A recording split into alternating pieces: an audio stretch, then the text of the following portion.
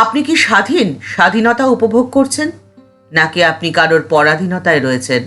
আপনাকে কেউ অদৃশ্যে নিয়ন্ত্রণ করে চলেছে। কি করে বুঝবেন? আপনাকে নিজেকে প্রশ্ন করতে হবে যে আপনি যে কোনো সিদ্ধান্ত কি নিজে নিতে পারেন, নাকি কারো অদৃশ্য চাপে আপনাকে সিদ্ধান্ত নিতে হয়। আপনি যদি নিজেকে এই প্রশ্নটি করেন, তার উত্তর আপনি কিন্তু খুব সহজে পাবেন না, কারণ আপনি তো বুঝতেই পারছেন না যে কে আপনাকে নিয়ন্ত্রণ করছে আর কিভাবেই বা করছে। আপনি তো মনে করছেন যে আপনি স্বাধীনভাবে সিদ্ধান্ত নিচ্ছেন, কিন্তু অদৃশ্যে তারা আপনাকে নিয়ন্ত্রণ করছে। কিভাবে জানেন? আচরণে।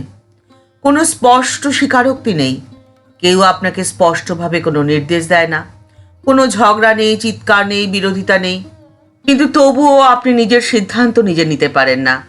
আপনার নিজের যা চাই আপনি মন খুলে বলতে পারেন না, কাজটি করতে পারেন না। আপনি নিজের কথা ভাবার আগে তাদের কথা ভাবেন, কারণ তারা যে একেবারে চুপিসারে আপনাকে নিয়ন্ত্রণ করে চলেছে। আপনার মানসিক স্থিতিকে নিয়ন্ত্রণ করছে, আপনার আবেগকে নিয়ন্ত্রণ করছে, আপনার সিদ্ধান্ত নেওয়ার উপরে তাদের নিয়ন্ত্রণ রয়েছে, এমনকি আপনার আচরণকেও তারা নিয়ন্ত্রণ করে চলেছে। আর তাদের এই নিয়ন্ত্রণ থেকে আপনি কিন্তু খুব সহজে বেরিয়ে আসতে পারবেন না। তার কারণ হলো আপনি অশান্তি চান না, আপনি শান্তি বজায় রাখতে চান, শান্তিকে রক্ষা করে চলতে চান। আর এই অশান্তি এড়ানোর তাগিদ আপনাকে এতটাই তাড়া করে বেড়ায় যে আপনি তাদের বিরুদ্ধে চাইলেও যেতে পারবেন না। আর এর মধ্যে দিয়ে কিন্তু আপনি আপনার আত্মসম্মানের ওপরে আঘাত করছেন প্রতিদিন, প্রতি মুহূর্তে একটু একটু করে। আপনার নিজের জীবনের শান্তিকে ধরে রেখে এদের নিয়ন্ত্রণ থেকে আপনি নিজেকে মুক্ত করবেন কি করে? তার রয়েছে খুব সহজ পথ। প্রথম, কখনো অপরাধ বোধে কষ্ট পাবেন না, অপরাধ বোধে ভুগবেন না। আপনি জানবেন যে তাদের একটা অদ্ভুত টেকনিক রয়েছে। তারা আপনাকে এমনভাবে বোঝাবে যে আপনি সব ক্ষেত্রেই ভুল। আপনি যে কাজটি করছেন, আপনার বিচার বুদ্ধি, আপনার কর্মশক্তি পুরোটাই ব্যর্থ, পুরোটাই ভুল। আপনি কিছুই পারেন না, আর আপনি অকারণেই ভয় পান।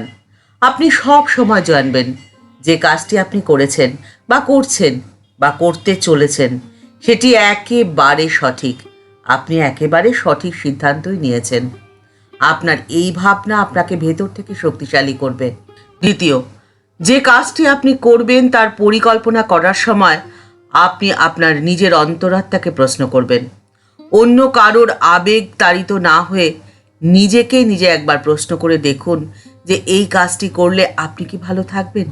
এই কাজটি করা আপনার জন্য কি উচিত না অনুচিত? আপনার অন্তরাত্মার থেকে আপনি যখন সাড়া পাবেন, তখনই আপনি সেই কাজে হাত দেবেন বা সেই কথাটি বলবেন। তাই ভাবনা আগে, কর্ম পরে। অর্থাৎ আপনার ভাবনাই আপনাকে পরিচালন করবে, আপনার অন্তরের ভাব। যেমন অন্তরা, মুখরা, সুর, তাল, লয় সব ঠিক থাকলেও কারুর গান আমাদের অন্তরকে ছুঁয়ে যায়, আবার কারুর গান শুধুমাত্র গান হয়েই থেকে যায়, অন্তরকে স্পর্শ করে না। ঠিক সেরকম আপনার ভাবনা যেন অন্তর থেকে হয়। আর এই কথাটি ঠাকুর বলেছেন বিভিন্নভাবে। ঠাকুর শ্রী রামকৃষ্ণ পরমহংসদেব বিভিন্ন সময় বিভিন্ন জনকে বিভিন্নভাবেই একটি কথাই বলেছেন যে ভাবে তাকে পেতে হবে, অনুভবে তাকে উপলব্ধি করতে হবে। একটি ঘটনা আপনাদের সাথে শেয়ার করে নেই। এক ভক্তকে ঠাকুর নির্দেশ দিয়েছিলেন শিবের ধ্যান করতে। সেই ভক্ত এসেছেন দক্ষিণেশ্বরে ঠাকুরের সাথে দেখা করতে। এসে ঠাকুরকে বলছেন, আচ্ছা ঠাকুর, আমি এখন কি করি বলুন তো, আপনি আমাকে উপায় করে দিন। কেন, কি হয়েছে রে? আপনি তো আমাকে শিবের ধ্যান করতে বলেছেন, কিন্তু আমি চোখ বুজে যে শিব ঠাকুরের কথা ভাবতে যাই, অমনি যে আপনার মুখটা চোখের সামনে জল জল করে ভেসে ওঠে, আর আমার ইচ্ছেও করে না আপনার মুখ সরিয়ে শিবের মুখ ভাবতে। প্রতিদিন তো একই ঘটনা ঘটছে আমার সাথে। এখন আমি কি করি? আমার তো আপনাকে শিবের অবতার বলেই মনে হয়। ভক্ত এই কথাটি বলে আবার নিজেকে সংশোধন করে বলছেন, না না, শিবের অবতার কি বলছি, আমার তো আপনাকে স্বয়ং শিব বলেই মনে হয়। ঠাকুর সেই ভক্তের কথা চুপচাপ শোনার পরে স্মিত হেসে বললেন, আমি তোর কেশের এক গাছি ছোট অংশের সমান রে। যাক, তোর জন্যে বড় ভাবনা ছিল আমার, আজকে সব ভাবনা দূর হয়ে গেল। স্বামী শারদানন্দজি মহারাজ বলছেন, ঠাকুর কেন তাকে ওই কথাগুলো বলেছিলেন সেটা বিচার করার ইচ্ছে তখন আমাদের কারোরই ছিল না। কারণ ঠাকুরের কথায় আমাদের প্রাণ এতটাই পরিপূর্ণ হয়ে যেত যে কেন বলেছেন এ সমস্ত নিয়ে ভাবনা চিন্তা করার কোনো ইচ্ছেই থাকতো না।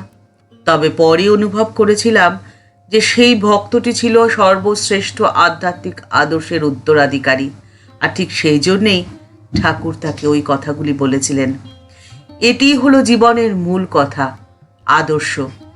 আধ্যাত্মিকভাবে আপনি যদি আদর্শকে গ্রহণ করতে পারেন তাহলে আপনার জীবনের সমস্ত হিসেব নিকেশ একেবারে পরিষ্কার হয়ে যাবে।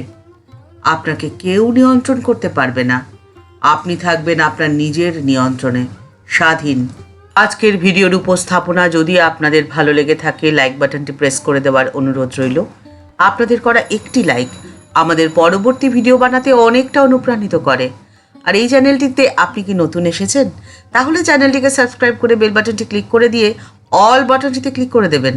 তাহলে এই চ্যানেলে ভিডিও আপলোড হলে আপনার কাছে সবার প্রথমে নোটিফিকেশনটি যাবে।